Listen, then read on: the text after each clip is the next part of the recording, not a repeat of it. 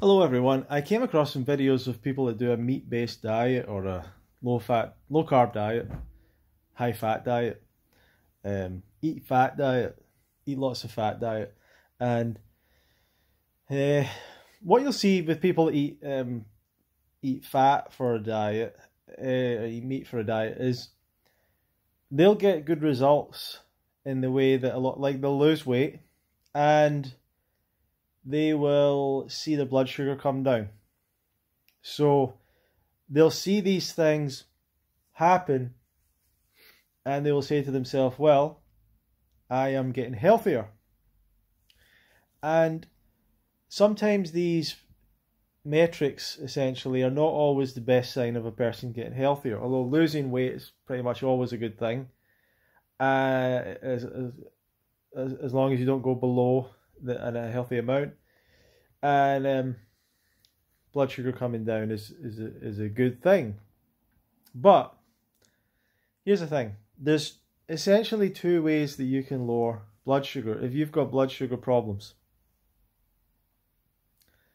There's two ways you can lower your blood sugar. Well, there's a number of ways. You could just stop eating. That would lower your blood sugar. You can never eat again, but that's not sustainable. You can go on a low-fat diet, the kind of diet that I do, high carbohydrate, low fat. You can go on a low-fat diet, fruit, mostly fruit, or simple carbohydrates, even sugar. You could just go on sugar for a while, pure sugar in water or something, and you would lower your blood sugar. But you can lower your blood sugar also cutting out all the carbohydrates from your diet and eating a low-carb diet. So you can do that to lower your blood sugar. But there's a difference between when you lower your blood sugar on a fruit diet or high-carb diet and when you do it with a fat diet. And the difference is when you do it on a healthy diet, fruit-based, carbohydrate-based diet, you actually heal the problem. You don't just see a number come down. You actually heal the problem. So what is the problem with blood sugar? Why do people get rising blood sugar? Why do people have blood sugar issues? So there's a few things we need to understand first. Your body's made up of all these cells, tiny little cells. And every one of those cells in itself consumes food and has its own metabolism and it creates waste product and all this kind of stuff. There's a lot going on in all these cells. And they are fueled basically by sugar. It's part of the cell respiration. Sugar, oxygen have to come into all of our cells. And obviously our oxygen comes from when we breathe and the sugar comes from when we eat. And we can get sugar as sugar, but basically whatever we eat, well, to some degree get turned into sugar. And blood sugar is in our blood all the time. Essentially blood glucose. And that circulates around in the blood and that feeds the cells. So what happens is the sugar comes into the bloodstream, starts to circulate, and then it goes out of the bloodstream into the cells. But to get into the cells, there is a little middleman, and that is insulin. So if you imagine insulin is like a key that unlocks the lock of the cell to open and allow sugar in. And then the cell uses the sugar. So the sugar is in the bloodstream. The insulin comes in when the sugar rises in the bloodstream. And that allows for all these cells to take sugar in. And the sugar comes down, as it should, within normal ranges. And goes into all these cells, right? Basically, that's what happens. But there's two major blood sugar issues. Type 1 diabetes and type 2 diabetes.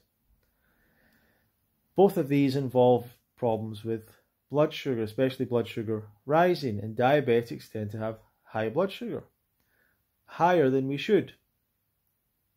And it's bad to go outside of the limits that you should have. So sugar isn't toxic or poisonous, but if it's outside of the limits, like anything, too much of anything is too much. So too much sugar in your bloodstream is too much. People feel terrible when they have high blood sugar, right? So the problem with a type 1 diabetic is that the insulin, they're not producing it. Now, why is that happening? There's a number of different theories, but essentially the pancreas has become damaged. It's an autoimmune disorder. For some reason, the body has basically destroyed the pancreas. Some connect that with dairy products, but there's people that have been vegan all their life who are also type 1 diabetics, so we can't purely blame it on dairy products, I don't think. But there's different ideas. Anyway, it happens. The solution is there. They medicate with insulin. One of the success stories of the pharmaceutical medical industry. Type 1 diabetes, cured. They do have some victories there. You put a type 1 diabetic on a fast, on a hygienic diet back in the day, they would be dead. They would have died. Doesn't matter, fasting doesn't cure it. You can't fast as a type 1 diabetic anyway. Diet doesn't cure it. There's some people on the edges and the verges that diet could improve, but if you're proper type 1 diabetic, making no insulin, there's nothing you can do about it. You have to inject, or inject basically. So if the insulin doesn't come into the system, the blood sugar goes high. If the body can't get the sugar out of the bloodstream, has to get it through it, going into the cells, has to get out another way, and the body essentially ends up urinating out the sugar. It goes out in the urine. And diabetics, one of the symptoms of type 1 diabetes is they're urinating all the time. Because the body's trying to get rid of this sugar all the time.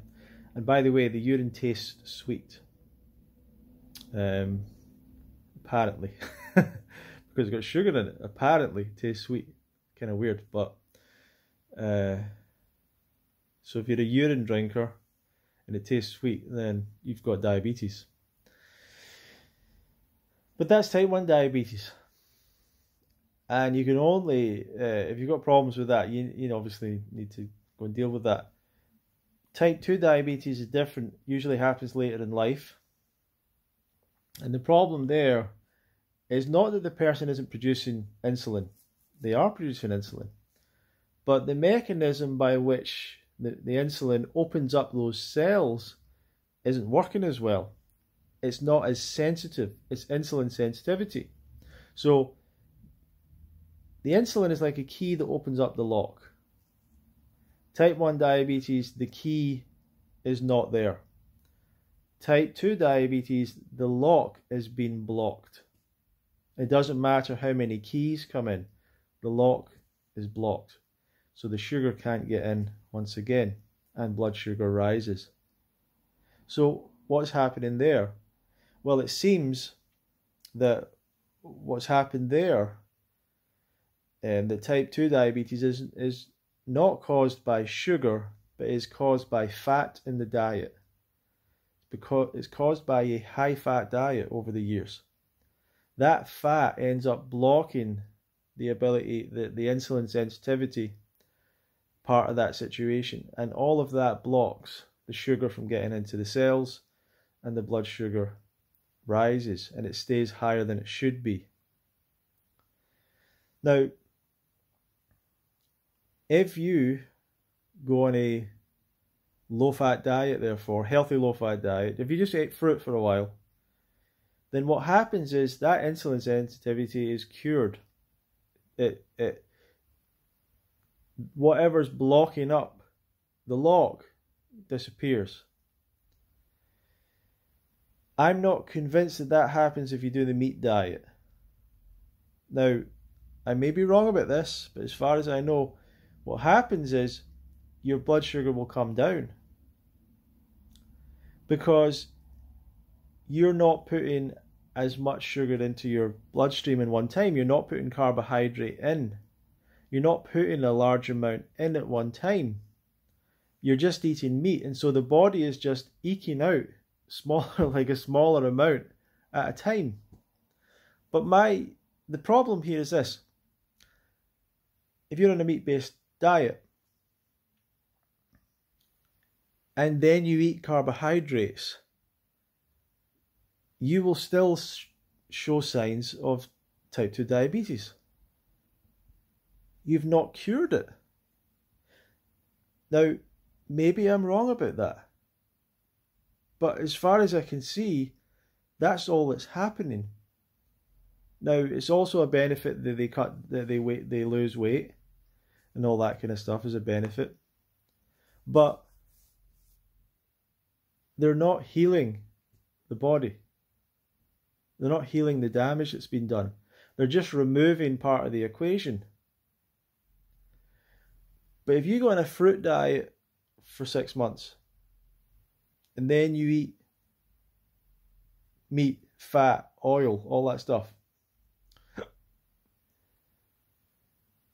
of course you get an adverse reaction, but you won't show the problem that you had before because you've healed the issue. Or it won't be as bad as it was before because you've healed it.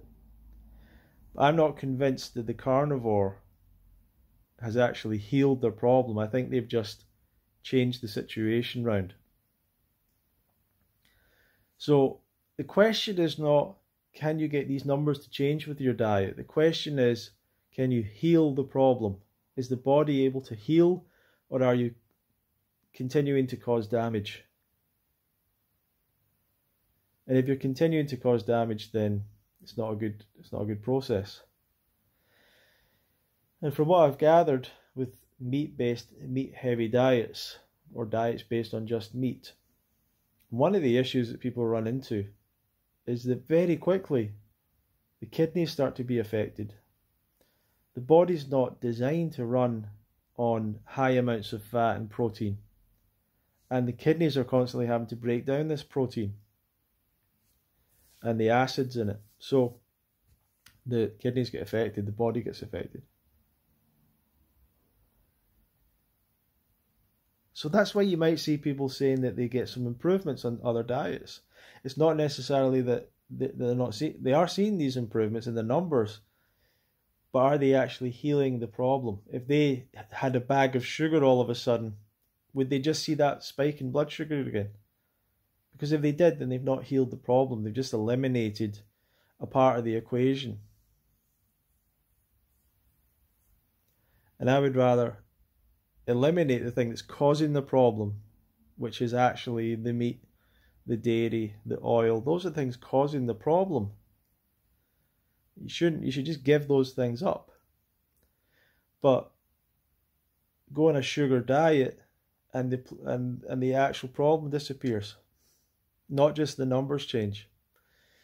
So I hope that makes some sense. Maybe I'm not making sense anymore. I don't know.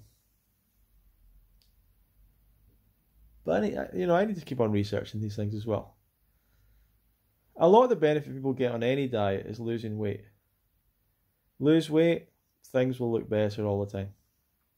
Very important to lose weight. I don't like this idea, don't focus on losing weight. Focus on being healthy. Like, focus on losing weight. If you need to lose weight, that's a good thing to focus on. But the funny thing is, the only actual good way of losing weight doesn't make people go crazy. People go crazy when they try and lose weight because they're fasting, cutting down food, cutting down way too much, under eating way too much, not eating all day, then having a little snack at night, trying to do that 3 days in a row, then binging at the weekend. None of that works. What actually works is just cutting down a little bit. every single day. A little bit less than you need every single day. That's it. And you lose weight over time. And that's why you have to focus on it, because you have to know how much you've eaten and make sure you eat less than what you need, you know. Now anyway, tell me I'm wrong about all this. Tell me that a meat diet, that's not how it works. Tell me that that's not why people see the blood sugar coming down. Combination of fats and carbohydrates is causing that problem, but only eliminating the fat actually heals the problem fully. Fully heals the problem. Hope that makes sense. Thank you for watching. Feel free to subscribe, ask questions, and we'll see you in another video.